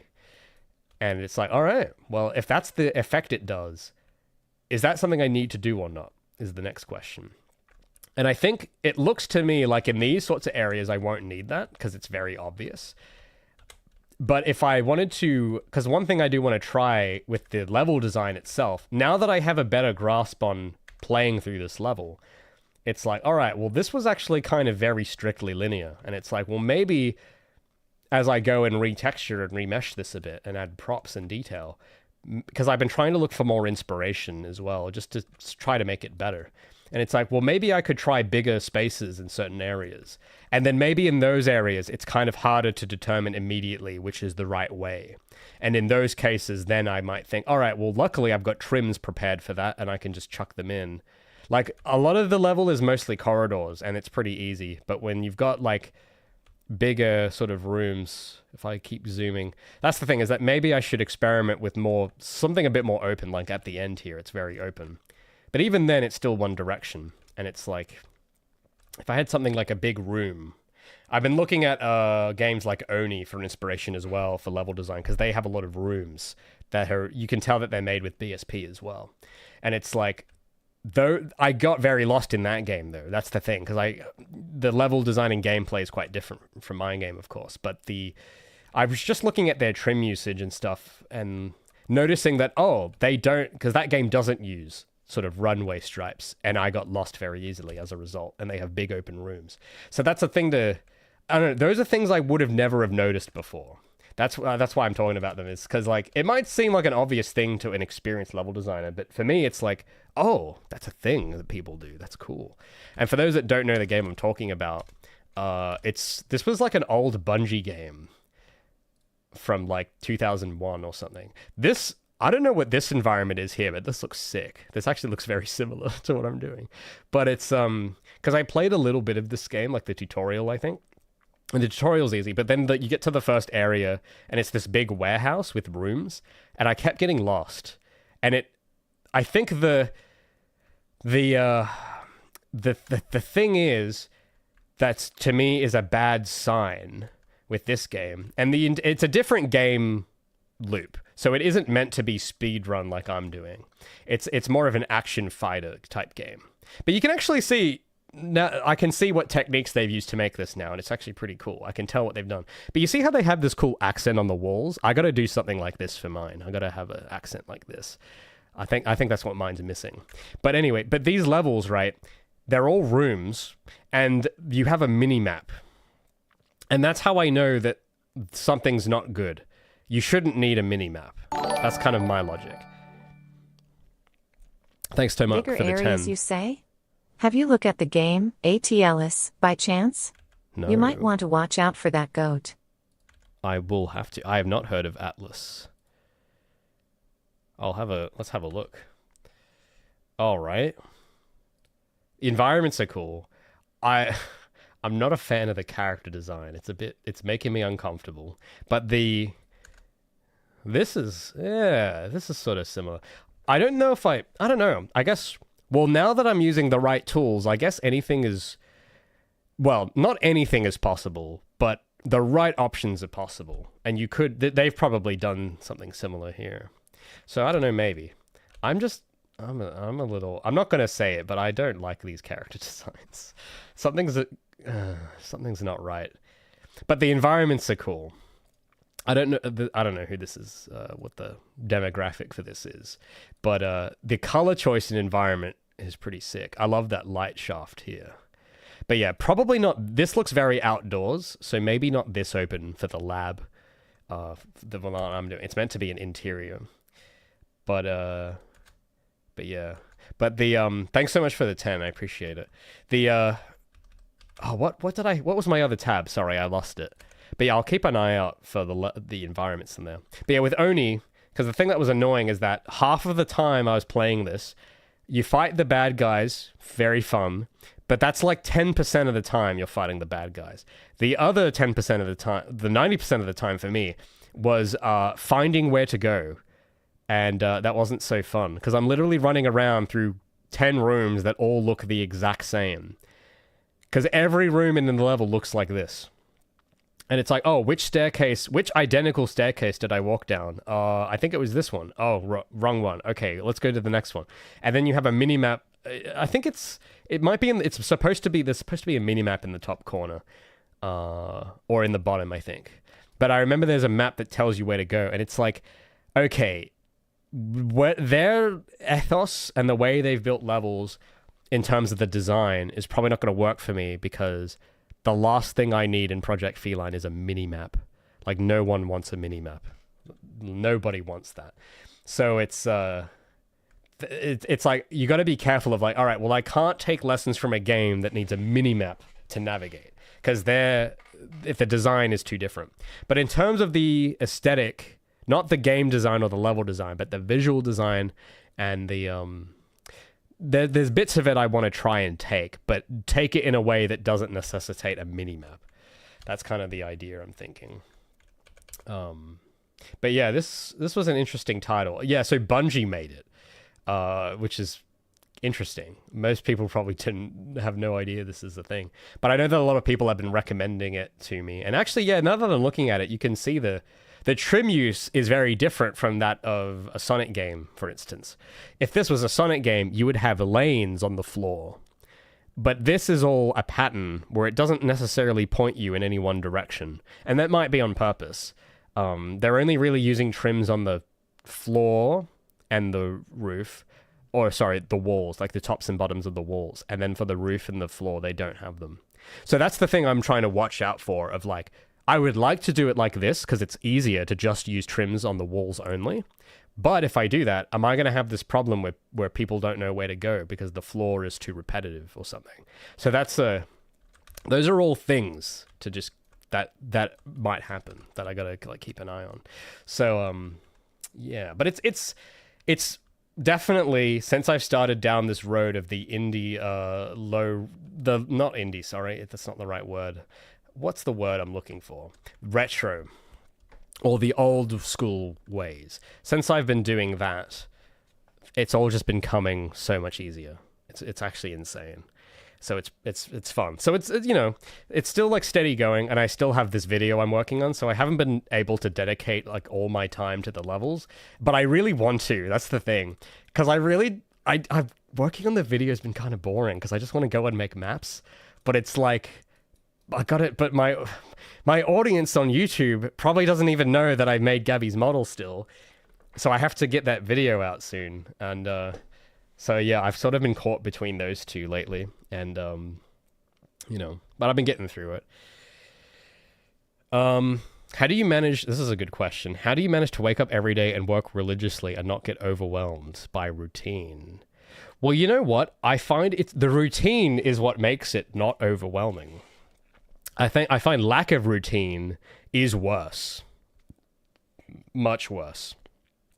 But that is an interesting word choice, because you're asking a question I haven't seen people... I haven't seen people word it like that. Because I think to work religiously is a key ingredient here. And I think... it sounds a bit weird, and it sounds like cultish to say, but I do think that to not give up on something, you kind of have to be religiously devoted to it, like a disciple. So for me, in my case, the way I see it, maybe, because there's a few different pronged answers to a question like that, but it's a good question. Because the routine is what keeps you on the path. The routine, it's similar to applying grid thinking to your day and your time in a way. Because I've said on the stream already that a big part of why this works so well is because it's constrained to grids. And when you have a routine and schedule that you're following, you're basically segmenting your time into grids, which is pretty cool. So that makes it a lot easier, because it's like having like, oh, it's period 1. Okay, like in school, right? You got period 1, period 2. Period 1, I said I'd work on this, so I got to work on that. If you don't have a routine at all, and you're relying just on, oh, I only work when I feel like it. I get motivated at 3 a.m. Like, if that's the routine, that's not a routine, and you're not going to do anything. And if you're like, if you're like in your late 20s with that attitude, you're not going to make it. So the key is a lot of the time, it's like treating it like a blue collar 9-to-5 job, even if it isn't, but doing and having that kind of religious zeal combined. It's like, I personally think it's important. And the tricky part is having something that you would feel religiously devoted to in the first place. And that is quite hard. I would say I got very fortunate that I was so obsessed with this idea. And that I wasn't talked out of it. That's you know what? I think maybe it isn't that hard, actually, because I think, I don't know, from people I've talked to here and there, everyone will have something that they are kind of hyped about that they want to do. But then through whatever means they get talked out of it, and then they allow others to rob themselves of their enthusiasm, and then they don't have the what would you say? They don't have like zeal for their own thing, and they kind of trick themselves into thinking, oh, I can't do that, and then they don't. And then when they do it, it's like in short, sporadic bursts of motivation where it's like, oh, it's 2 a.m. I suddenly feel this rush of motivation. And then they stay up ridiculous hours, get poor sleep. And that happens like every 2 months or something. And then they wonder why they're not making progress. Like I don't know, like that's a part of it. That's the way you don't want to go. And that's what will happen if you don't have routine.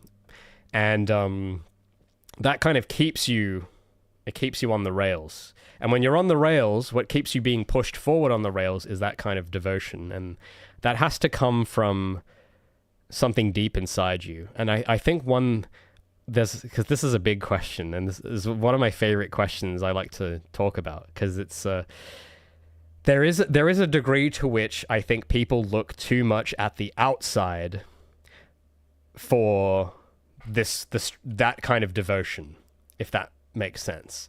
I don't know if that makes sense. I don't know if that makes any sense. But it's like, how do I explain it? I'm trying to do it tactfully and not offend anyone here. But some people I've talked to, right? They kind of need they need other people to get them to do things. And that's a big trap, because if you're trying to do something serious, most people don't care. Like they aren't going to care as much as you. And if you're relying on them to like remind you of it or to motivate you, it's kind of flawed, because at some point they will lose interest because there's nothing in it for them really, unless they're just being nice, which is cool, but you need to be more. You have to be better than just being nice to someone to motivate them. Someone should, there should be something in you where even if let's say you've got that friend that's always like encouraging you to do something. I know a lot of people that need that. And that's kind of it's dangerous, because that person is going to disappear at some point. And when that happens, what are you going to do? You're not going to have the guy there nagging you of, oh, how's your project going? And then give you platitudes when it's going well. When that disappears, you won't have anything. So you have to cultivate something inside where you don't even, like, having that is nice, where people compliment you on what you're doing or encourage you, but you could go without it. That's the level that's what you need. What you have to basically be so, you have your reason for it and you can't be talked out of it. And that requires a degree of I think for some types of people it comes easier to others, which is why it's tricky with these sorts of things, because I think depending on your temperament, you will have an easier or harder time doing that. Because some people are extremely agreeable and they derive their sense of fulfillment from being agreed with. And those people have a tough time doing that.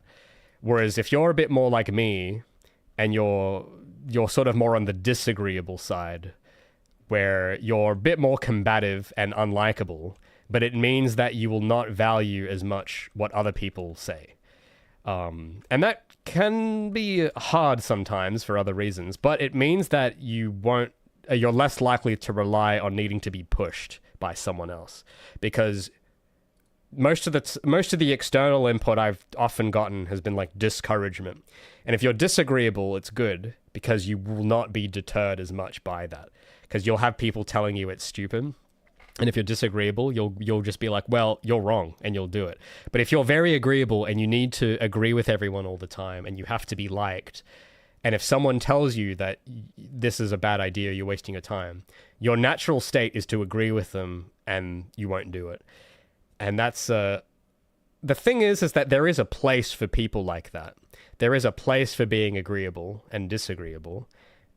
And I think if someone is very agreeable, just naturally, because I'm not saying it's wrong, it's just it has a purpose, but it doesn't work well if you're trying to motivate yourself, because the entire world is going to give you signals to not do it.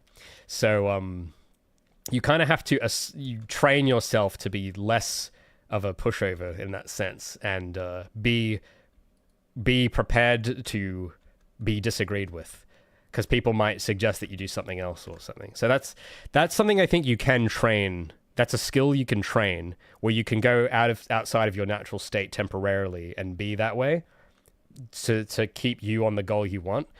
And I've heard of stories of that happening. Like that's a thing that can happen, but it's tricky. You kind of have to know yourself pretty well to know if that's even you in the first place. So yeah, I find that stubborn people like me tend to have an easier time there. But that's like, the reason I bring that up is because it's a kind of a multi-dimensional thing where it's like, whatever I might say will be different completely depending on you. Like when I say you just got to be religiously devoted and, obsess over it. Because some people it'll resonate with and some people it won't. And one thing I want to be conscious of is that I don't think that is necessarily, if it doesn't resonate with you, then I'm wrong or that you're wrong. It's more of a thing of the advice. It doesn't resonate with you because you're a different kind of person. Like you are supposed to serve a different purpose, and you have a place. And the reason someone says might not resonate is because it doesn't resonate with your natural, like what you would prefer doing in your style. And I bring that up because I've just had a lot of chafing with that sort of thing. Because if I had listened to everyone that ever told me anything, and granted, there are a lot of kind people that have encouraged me, and I appreciate that a lot, and there have been an equal amount of people that told me, like even for things like this, and I'm just bringing up Gabi on my screen, a lot of people told me to not do that. They said, no, you don't have to remake the model. That's stupid. Go, or if you are going to do it, just hire a specialist to do it. And it's like, if I had done that, it wouldn't have looked like I'm this. so excited for your game, and watching all of your devlog logs was like a movie. Anyways, you should give her a gun smile. Thanks, Crafty, for the 5. I'm not giving her a gun. No, she's too precious. I can't give her a gun. Okay, that would be violent, and that's wrong. We don't solve problems violently in this house. Well, if you've seen all of them, you see that she did have a gun at one point. And I don't know, man, no. She wasn't ready for a gun, okay? I had to revoke her gun rights away. But thank you so much. I appreciate that. But because there's a part of that question before I want to answer as well, because that's one part of it. The other part where you said, because man, I love the wording of your question. I just love the wording so much. Because it reminds me, there was this book I was reading where I don't know, maybe you've read it as well, because it sounds like the word choice you picked for that question sounds like you know what I'm talking about. So there's this book that I find very inspirational, written by Max Weber. It's a German guy, so I don't know how to pronounce the name properly. And it's called it's like this old, from the 1800s or something, and it's called like The Protestant Work Ethic.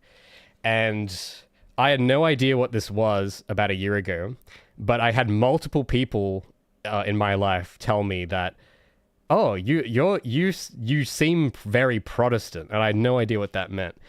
And it turns out, I don't know, there's some whole history, lore, backstory thing with the Protestants where they had this specific attitude about work. And from what I know, I'm not a history guy, but from what I know, I think it's sort of like those were the guys that came up with the idea of capitalism as a thing, but they had a very different attitude to it than people now do. Because to them, it was like work. It's like, how did they word it? It's sort of like the way they see it is like work is like glorifying God or something like that. And in a weird way, because I don't consider myself very religious, but I kind of agree. Because in my world, my religious devotion is to Gabi. Because I love Gabi. She's my baby, okay? And I think a big reason to bring it back to the main thread of the question of how I'm not overwhelmed by a routine and how I'm able to be so obsessed is, I don't know, she's like my child, okay? I don't know how to describe this bond, but it's like I feel a duty almost to spread the word of Gabi, if you will. So it's like Gabi means something to me. She represents a set of ideas and attitudes to me. And it's embodied in a character. And when I think about it like that, maybe that's how people see the idea of God or something like that. It's a collection of attitudes or, ways they think about things, rules or ethics they have, and they personify it into a figure of whoever God looks like. Maybe it's the same thing, I don't know. But my version of it is Gabi, basically. And I'm basically I'm like her protector. I'm I'm the guy that my role is to serve and to bring her into the world. That's sort of how I see it. And I don't know, when I look at it like that, it becomes very easy to work. Like, I don't know. When I think of it like that, working becomes extremely not hard. You know what I mean? Like, I don't get caught on menial things. I don't get crises of lack of motivation or crisis of purpose or what have you. I don't get those moments of like doubt as much when I frame my mission that way. And I don't know. It sounds very strange. It's probably the weirdest explanation you've probably ever heard for a guy wanting to make a game, but it works for me. So it's like, well, I mean, if it gets me results, then I'm going to keep thinking like that and we'll see where it goes. So yeah, I don't know. It sounds a bit crazy. I know it sounds a bit weirdly religious, but I don't know. It feels like the right way to think about it for me. And that's from the reason I brought up that book is that's kind of the idea that the Protestants had for their work from the sounds of it. They saw their work as a stewardship, not as like, just a way to like survive. It was like stewardship of God's world or something. And that's kind of how I see it. It's like all of this work, making Gabi's model this way, animating her this way, making the levels match her this way. It's like stewardship for her kind of thing. I don't know if that makes sense, but it's like, because I don't know. It's hard to explain, but in my head, I've got this whole thing that I've got this thing laid out. I have there's attitudes, and that comes through in the story, the character design and everything, and the gameplay. And you can't really put it into words, and that's because it's not meant to be put into words. It's meant to be invisible, and those sorts of thoughts are meant to possess me into making a game. That's sort of how it feels like. So I don't think I'll ever be able to explain it verbally, but you will see it, and you're starting to see it here. When you look at the game from a year or two ago, if you don't see it immediately right now, look at the game from a year ago and look at it now, and you will see it, of what I'm trying to describe. You'll feel it. You won't be able to explain why, but you'll see it and you'll go, oh yeah. And that's probably, I don't know how to explain it beyond that, but it's yeah. So to bring back to the original question, which was, I'm trying to think of a one-sentence summary, because I know it's the weirdest answer I think I've ever given. I can't find the original question anymore. There's been so many messages. But yeah, how is it I'm able to do that? It's basically because I treat it like stewardship, like it's some kind of divine task or something. I mean, if you think about it, there is another example I've heard of someone doing that. King Terry did that with his operating system. And everyone called him crazy, but he did make an operating system by himself, and it worked. And it's like, maybe it's not so... If that kind of attitude can possess someone to accomplish something like that, is it so crazy? Would someone have done that if they had this boring milquetoast thing of, I grew up playing video games and they're my passion. Like, that's kind of everyone's default thing, right? Everyone's initial motivation is always that. And that's kind of what my initial spark was too. But as I started, especially within the last year, as I've locked in more on this, it's evolved into something else deeper than that. And I don't know. Something feels correct about it that I don't know how to explain really. But I'm not crazy, okay? I am not crazy. I'm not crazy. Yeah, Terry Davis. That's what I'm talking about, by the way. If you don't know who King Terry is, but it's there's a lot of questions here. Sorry, I didn't know. There's a lot of questions about what I've been talking about here. The Gospel of Gabi. I mean, kind of, yeah. It is, yeah, I think Nick Graphics, you've worded it quite well. It is like an artist's calling.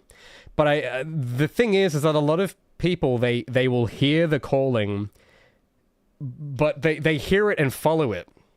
But the thing I'm trying to describe, it's like taking the calling and putting it really close to your ear and listening to it in extreme detail and following it as well.